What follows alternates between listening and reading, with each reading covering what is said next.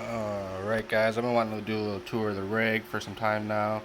I've been working on it over the past year or so, and I just want to give you guys a little tour, just to show it off, and then if there's anybody that has they're trying to set something up for themselves, they can get an idea of what works and how everything goes. So I've got the Rseat S1, which I bought used. Pretty much everything on here I bought used except for the pedals and my wheel rim, and my shifter, but I'll go into more detail.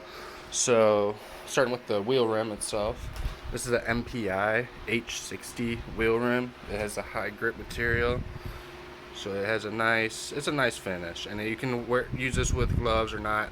I went with this over the suede because the suede is just too easy to make it look dirty and whatnot. This is super easy to clean if I ever needed to. It has a nice amount of, a little bit of give there, which was kind of important to me, but it's still pretty strong.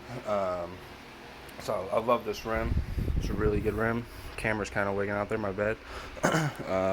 Next thing is the base. So I've got the Accuforce V1 sim experience. This is really good. I'm not gonna lie, it took me some time to figure out the software and how to tune it up, which is kind of common. But once you get it going, it's very good wheel, and it's rewarding to get a good profile set up for yourself. Next thing would be the Q1R quick release. So this is actually a great quick release. It looks a little bit different than your standard quick release, but it's hard as a rock. A little bit of shake here on the rig itself, but it's hard as a rock. And then I'll just kind of show you how it operates actually. So if I can do this, let's see. So you just pull it here. Sorry, it's hard with one hand. And you just pull it up and clip it. And this is cool because I got another rim here that I use for road. It's a Fanatec R300 or something like that I bought off of eBay. It's a nice rim. This is what I put the button box on, just because with the button box I don't need it as much on the oval side. With road it's a little bit more valuable, especially with the paddle shifters. But yeah, I'll show you how the quick release, kind of just smack it back on there. Now these I bought separate.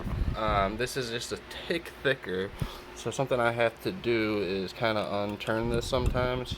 Sorry, I can't really show that. Just turn that here, and then boom. That's not perfect because I'm doing it on video, but it's on there. And then, so yeah, this is a good quick release. Then I got the Fanatec V3 pedals, which I am still getting used to and whatnot. I just got them a couple weeks ago, really, but they're really good. Come with the damper kit installed, everything like that. They're very solid pedals. I like the inverted, these two, but I love having this one not inverted, which I had the original V1s inverted, and that's how I did it. So I like the feel of these a lot. And then we got the G27 shifter, which at some point in time I lost that cap for it. I've never really felt the need to upgrade the shifter. I mostly race on oval, and with the road racing I do is mostly with the paddle shifter. So it's just never been a priority.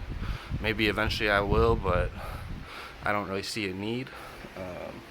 And then, like I said, I got the Rseat S1. There's a better look at the seat itself, and I'll show you the back of it. It's got like a plastic finish, and then nice. It's a great rig. The only thing is, maybe you'd want to go with like an 80/20 rig to add on more. You kind of have to go through Rseat to do add-ons, which they have a lot of them, but it's not necessarily ideal.